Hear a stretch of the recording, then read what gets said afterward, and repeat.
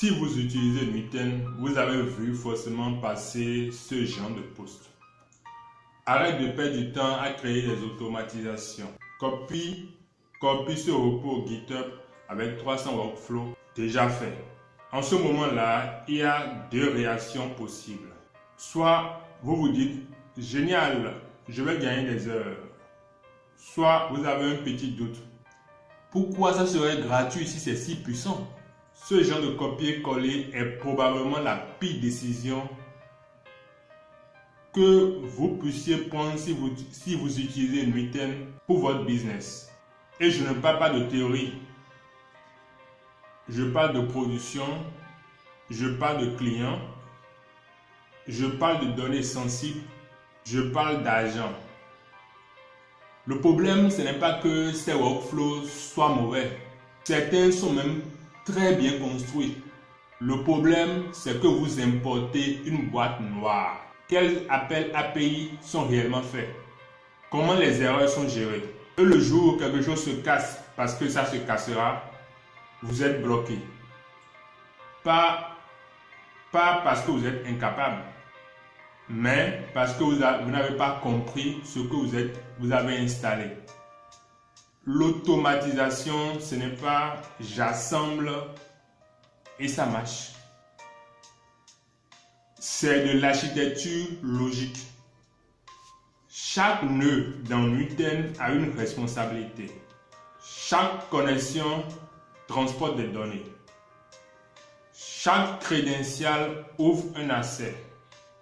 Importer un workflow sans le comprendre, c'est comme donner les clés de votre bureau à quelqu'un dont vous ne connaissez même pas le nom. Et le plus dangereux, ce n'est pas que ça ne marche pas. C'est que ça marche jusqu'au jour où ça ne marche plus. Et ce jour-là, vous avez des emails qui ne partent plus. Des leads qui disparaissent.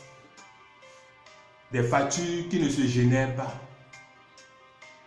Des clients qui attendent. Tout ça parce que vous avez voulu aller plus vite. Je vais être très clair avec vous. Les automatisations solides ne viennent pas de repos secret. Elles viennent de compréhension. Dans cette vidéo, je vais vous montrer où se trouvent les vraies sources de templates fiables. Comment les professionnels utilisent les modèles intelligemment. Et surtout, la méthode simple qui évite de transformer votre automatisation en bombe à retardement. Parce qu'en 2026, savoir automatiser ne suffira pas. Il faudra savoir sécuriser, maintenir et optimiser. Et ça commence par arrêter de copier-coller aveuglément. Maintenant, parlons du vrai problème. Le copier-coller sur Nuiten n'est pas dangereux parce que ça vient d'un inconnu. Il est dangereux parce qu'il vous donne une illusion de maîtrise. Quand vous importez un workflow complet, trouvé sur un repos GitHub ou dans un groupe Facebook, vous avez l'impression d'avoir gagné du temps. En réalité, vous venez d'installer un système que vous ne maîtrisez pas, que vous ne contrôlez pas. Et ça, en automatisation, c'est la pire chose. En effet, un workflow Nuiten, ce n'est pas un simple script. C'est une chaîne logique. Déclencheur, traitement, conditions, transformation, appel API, stockage, notification. Quand vous l'avez construit vous-même, chaque nœud a un sens. Vous savez pourquoi il est là. Vous savez ce qu'il reçoit. Vous savez ce qu'il renvoie. Mais, quand vous importez un workflow externe, vous voyez quoi? Une vingtaine de nœuds connectés. Des expressions que vous n'avez jamais écrites. Soit vous ne touchez à rien et vous espérez que ça marche. Soit vous modifiez au hasard jusqu'à ce que ça fonctionne. Dans les deux cas, vous n'êtes plus dans la logique. vous êtes dans la superstition. On entend souvent, oui, les clés API ne sont pas dans le workflow. C'est vrai, mais ce n'est pas rassurant pour autant. Parce que pour que le workflow fonctionne, vous allez devoir connecter vos propres crédentials. Et c'est là que le risque commence. Un seul nœud HTTP mal inspecté peut envoyer vos données vers un endpoint externe, transmettre un token dans un header, poster des informations clients vers un webhook inconnu. Et si vous n'avez pas vérifié chaque URL, vous ne savez pas où partent vos données. Dans Nutanix, un webhook peut être public. Si un workflow contient un webhook de test oublié ou une URL temporaire, vous pouvez exposer vos leads, vos emails, vos factures, vos données CRM. Et le pire, vous ne le saurez peut-être jamais. Et croyez-moi, ça cassera. Parce que les API changent, parce que les formats JSON évoluent, parce qu'un service externe modifie son authentification, parce qu'un SaaS décide de limiter ses requêtes. Le workflow importé fonctionne lundi.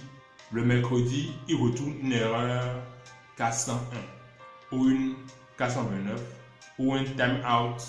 Et là, vous ouvrez l'éditeur de Nutanix, vous voyez 25 nœuds, des connexions croisées, des IF imbriqués, des expressions dynamiques. Et vous vous posez une question, pourquoi ce nœud existe? Si vous ne pouvez pas répondre immédiatement, vous êtes dépendant d'un système que vous ne comprenez pas. Et en business, la dépendance technique coûte cher. Quand vous copiez un template externe, vous récupérez le résultat, même pas le raisonnement. Et c'est le raisonnement qui permet la maintenance. Imaginez, un client vous appelle et vous dit les emails de confirmation ne partent plus. Vous ouvrez le workflow et le nœud d'envoi est rouge. Mais vous ne savez pas si le problème vient du trigger, d'une condition mal évaluée, d'une transformation incorrecte, d'une donnée manquante. Vous commencez à tester, vous modifiez un paramètre, ça casse ailleurs. Et là, vous réalisez que vous êtes en train de débugger quelque chose que vous n'avez jamais construit. C'est comme réparer un moteur que vous n'avez jamais vu. Le copier-coller donne l'impression d'aller plus vite. Il y a une différence claire entre un automatiseur amateur et un architecte d'automatisation. L'amateur cherche des raccourcis. Le professionnel construit des systèmes compréhensibles. Si vous ne pouvez pas expliquer un workflow à haute voix, donc vous ne le maîtrisez pas. Maintenant que vous comprenez le problème, voici la bonne nouvelle. Oui, utiliser des templates sur Nutanix est une excellente idée, mais pas n'importe comment et surtout pas n'importe où.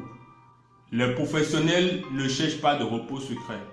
Ils cherchent trois choses: fiabilité, documentation, logique reproductible. Et pour ça, ils utilisent toujours les mêmes sources. La première source et la plus sous-estimée est la bibliothèque officielle sur le site de Nutanix. Beaucoup de gens la trouvent basique. C'est justement pour ça qu'elle est puissante. Pourquoi? Parce que les templates officiels sont maintenus par l'équipe Nutanix, sont testés, sont documentés, mis à jour quand une API évolue. Ce n'est pas un workflow bricolé un dimanche. C'est un modèle pédagogique et ça change tout. Quand vous ouvrez un template officiel, vous remarquez quelque chose. Les nœuds sont clairs, les étapes sont logiques, les connexions sont propres. Vous pouvez suivre le flux sans vous perdre. Et surtout, vous comprenez rapidement déclencheur, action, résultat. C'est une structure saine. Un bon automatiseur commence toujours par là. La deuxième source utilisée par les experts est nutanresource.dev. Si vous voulez rester compétitif en 2026, vous ne pouvez pas vous limiter à quand un formulaire arrive, envoyer un email. Aujourd'hui, on parle de agent IA, enrichissement automatique de données, décision conditionnelle intelligente, workflow multiservice. La troisième source la plus puissante sur le long terme est le forum officiel de Nutanix. C'est là que les ingénieurs discutent des vrais problèmes. Erreur cassant, timeout, problème de queue, bug sur des webhooks, limitation API. Quand un workflow casse en production, la solution est souvent déjà discutée là-bas. Ce n'est pas juste une réponse rapide. C'est une explication technique. Pourquoi ça plante? Dans quel contexte? Avec quelle configuration? Lire le forum vous apprend quelque chose d'essentiel. Maintenant, je veux savoir quelque chose. Quelle automatisation vous fait perdre le plus de temps aujourd'hui? Génération de leads, relance d'email, gestion CRM, reporting, agent IA mal configuré. Écrivez-le en commentaire.